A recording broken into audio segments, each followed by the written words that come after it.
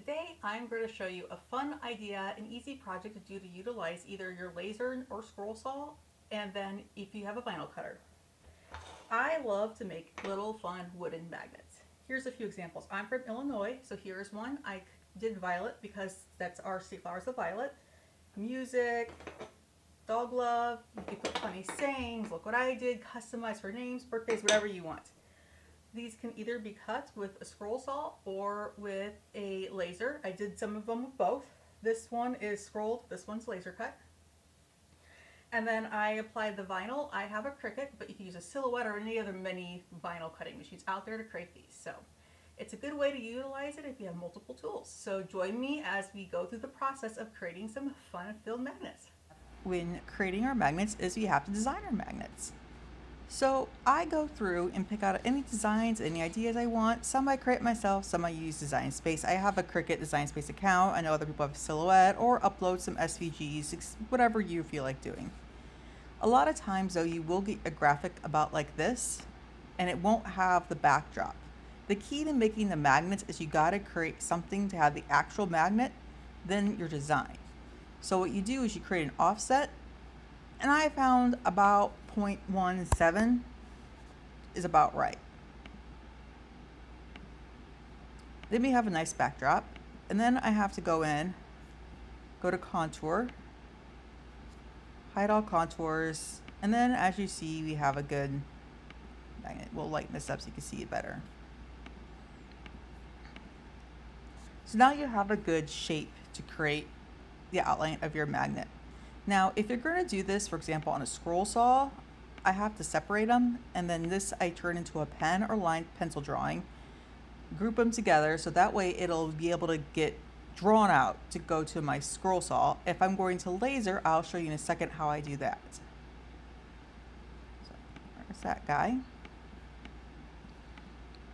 And I found, as you can see, the size here is about 3 by 3.5. And I found approximately somewhere between 9 and 10 square inches is a pretty good size. Most are about 9.5. So you got to kind of size accordingly to be able to add your offset. But those end up being a pretty respectable size, not too big, not too small. I know I'm cutting all these on 1/2 inch by 6 Poplar, which I also then know that is actually 5.5 inches because it's nominal board width. So I make these all about 5'4" to give me, or 5.4 inches to give me a little bit of leeway. And then I know my laser goes up to like 16. I think it's 16.9, but I usually at max about 16. So I create all these about 15 to 16. So this one you can see if I size it down, it'd be a little over, but that way I kind of group these together. So I have them all, as you can see, in sets. So I know how big to cut my boards on the miter saw. Now, how do I get all these out of here into my laser? We'll move this out of the way. And by the way, I just typed this into these dimensions up here because I know what size. Well, first we got to go to your canvas settings, canvas, and by it goes like the cheeseburger thing there, and say no grid. Done. So you need this to all be white. So here's where I found that, under this cheeseburger. Next, I select these all, and I'm going to make these all black. Now, I would, before you start doing this, save everything so you don't accidentally turn everything black and you have to go back and redo your work, because that would be a pain. So on most computers, you could do Control Screenshot, or it's Command Shift 4 for a MacBook. So I'll do that. Now we have a screenshot. You can hit undo. And we're back to how we were. That I found is the quickest way.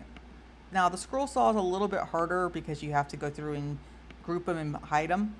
But a lot of times I'll group all my vinyl, that way I can ungroup, hide it, pen, and then go back. So that's how I get them out of here in Design Space. Now we'll go transform. I'm going to open up Inkscape, take my graphic, drop it over here. Then I could go into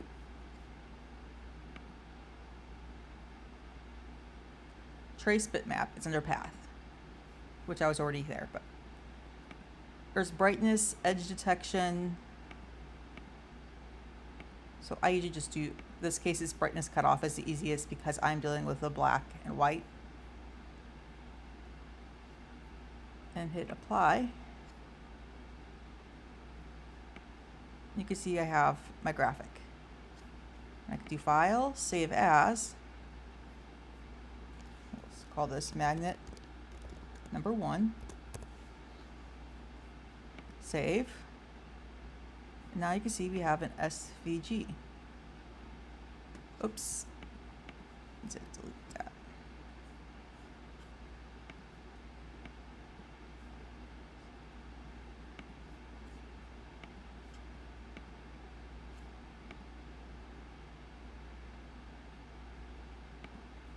That's better. Next, I go into my light burn or my laser. Drag and drop it. I think that was orange. There we go. And now I know that I had these all 5 foot, make sure this is locked. Height is 5.4 inches.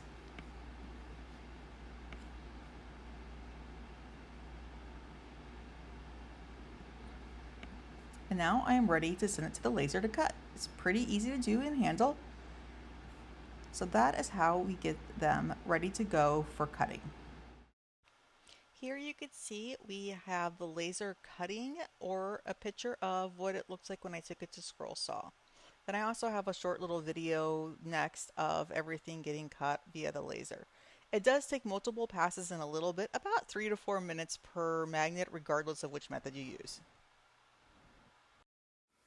It is now time to cut the holes in my magnet. I am doing this a little out of order versus how I normally do it. I usually do it before I paint and etc. But they were doing some work in the shop, so I couldn't really get in here till tonight. I use my dad's drill press. I live on our family farm, so it's out in the machine shed because I don't have my own. I use Forstner bits to cut my magnet holes. This one is a 3/4 inch because that's the size of my magnet. Then I set my table to the height I want, so that way when I drill down, I'll get a nice, perfectly depth hole. And I did go through ahead of time and make little hole marks on the back of my magnets where I want my hole to be centered. Now, if you're using a harder wood or a bigger piece, I recommend clamping, but because these are little and light, it's pretty, I don't really need to worry about it. We have a hole, and our magnet fits perfect. Now, if you don't have a drill press and you want to, you could just set your magnets, these round ones, on top like this, or use a flat, bigger magnet or other kind of magnet you have. I just happen to like the rounds with the insets. I feel like it gives it a little cleaner, nicer look. So I have about 90 more to go, so happy cutting. Now that our magnets are cut, you can see I've started to paint. I have all my supplies. I have parchment paper I use to put my magnets on to dry, and it helps because the paint won't stick to them. I have a water container, some paint brushes, and then I have my paint. You may be asking, what paint can you use? Well, there's a lot of different possibilities for this because these are indoor magnets, so you're not really dealing with the exterior issues. But I like metallic because a little shine. This color, for example, is Rust-Oleum. I have metallic bronze. This color is the Pittsburgh metallic I got at Menards and is astute. Now, as you can see, I do a lot of magnets and a lot of things I need to paint metallic, so I buy in bigger quantities, but you could also just use a craft paint or whatever paint you have around. You could use glitter, matte finish, satin, whatever you feel like. It's kind of your design. I will say though, with painting, I would start personally with the front and the sides, let that dry, and then flip it over and do the back. And you can see sometimes you get this little bit of texture where the paint kind of runs over. I do sand most of it off, but occasionally it just isn't perfect. So I'd rather the imperfections be on the back versus the front. I then paint the back, flip it back over, lightly sand. It doesn't need much. Smooth this out, then I could put another coat of paint to kind of get that real nice sheen for the top. Or if you like a more rustic look, just sand and leave it. But I would sand after you paint. Why, might you ask? Well, the moisture in paint, once it sinks in, tends to pull that wood grain out. So it just makes it a lot smoother than it would be without. I have a lot of magnets to paint, so I'm going to keep working on this and I'll be back when it's time to cut and apply the vinyl. Now we're ready to cut the vinyl. First step is I pick out all the colors of vinyl that I want to use, and as you can see I have a pretty reasonable collection of color choices. Then I cut it to size and place it on my mat. Next step is that we got to go ahead and cut. I have all these groups by color, so I picked my premium vinyl, I picked default more or less, I do more. Then I go ahead and hit the button on my Cricut to start. And as you can see, this is just a quick example of a little bit of the vinyl getting cut. We have our magnets cut, we have them painted. I got all of the vinyl cut and weeded. It is now time to apply it. I've done it for most of my magnets. I have about 3 left as an example. This is some isopropyl alcohol. I've already cleaned them off, trying to get just some of that residue off to make it so that my vinyl sticks better. So that's been applied and dried. So we will start with the simple. I've got my transfer paper. This is clear. It's got a grid line on, makes it a lot easier to apply. I just stick it on. I've got a squeegee.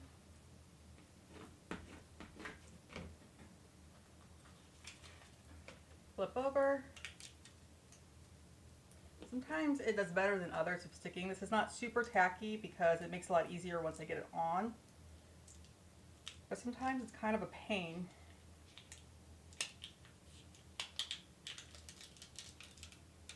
But I've heard horror stories of strong contact paper or transfer paper, you can't get it off. So we've got our design. And I'm just using regular permanent vinyl. So here are my magnets. And I have the masking tape kind or the clear. I like the clear better for this because it makes it a lot easier to line up. I'm pretty good at getting these centered because I've made so many. But if not, here's some parchment paper. It's great because like the paint doesn't stick or resin, it doesn't stick to the vinyl. So you could use this to help you also line up your design. Just get a little stuck and just pull it out. But I'm actually pretty good at getting these centered. Now if I'm doing words or stuff that's a little bit more mission critical than a magnet, I will use that. Or in a minute when I do multiple. Got it centered. This is just a squeegee I got with vinyl. You can order for free. I've got about 8 of them now. Really get that in there. Pull. We have this one. Next I'll do the flower. It's a little bit more complicated because I've got 3 different colors. I'm going to start, feature my transfer tapes, yep, okay, start with the center first. Get that centered.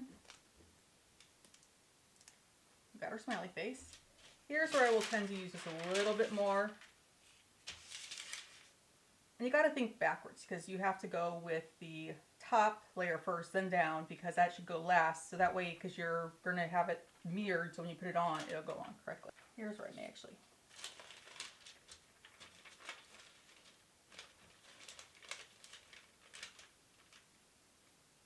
Get that centered. Then I could just attach it to that, pull, and voila. So now we got the first 2 layers. We'll go ahead and get this 3rd layer added. Line up my design.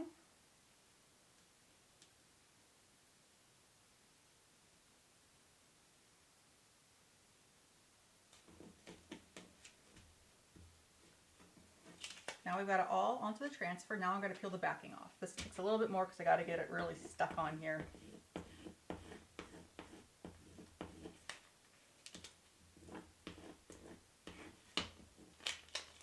Got the backing off. That one's a little bit more complicated, but then I've got my design. So I know this is the top. So you can either use the parchment paper, or if you're good at eyeballing.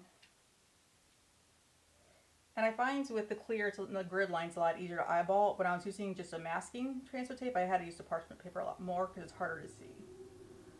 That looks pretty good.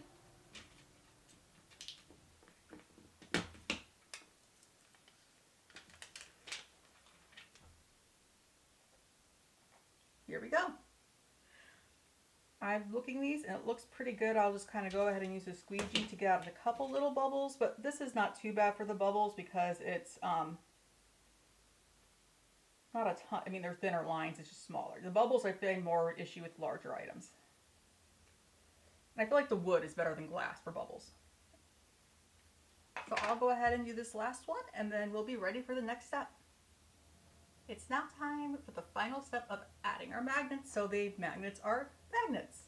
I have a whole bunch here of magnets. You can see I just have a basic ceramic magnet because they don't have to be super powerful as some, because this is basically for a few pieces of paper on a fridge. These are pretty strong. So I would be careful with these if you have small children. If they swallow them or get to, can cause some serious damage. So keep out of reach of children, pets, or anything little that may eat them. And for glue, you could use, for example, an E6000 or clear Gorilla Glue. Be careful and stay away from the brown Gorilla Glue because it foams and you kind of end up with a hot mess. Here's an example of where I used the brown, and you can see I had to go through and pick all the foam off the back side of this magnet. So that was a lesson learned that I only made that mistake once. So another option is a glue gun. This also works. You have to have it on high heat though, because if you look, for example, at my glue sticks, it explains that low heat's for delicates like fabric, floral, foam, etc. High is for wood, glass, metal, or plastic. So my glue gun is heating up. It should be good. Just going to put a little dab.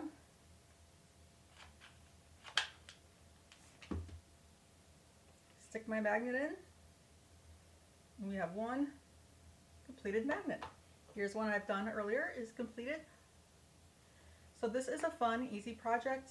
Decorate your house, your fridge, make gifts for friends, customize them, put names on them, whatever you want. I even have some dishwasher ones that I did with engraving versus vinyl. As you can see, I have a huge pile of magnets to get finished, so I'm going to get gluing. I hope you enjoyed this tutorial. If so, please subscribe, comment, like, and go out, create something fun today.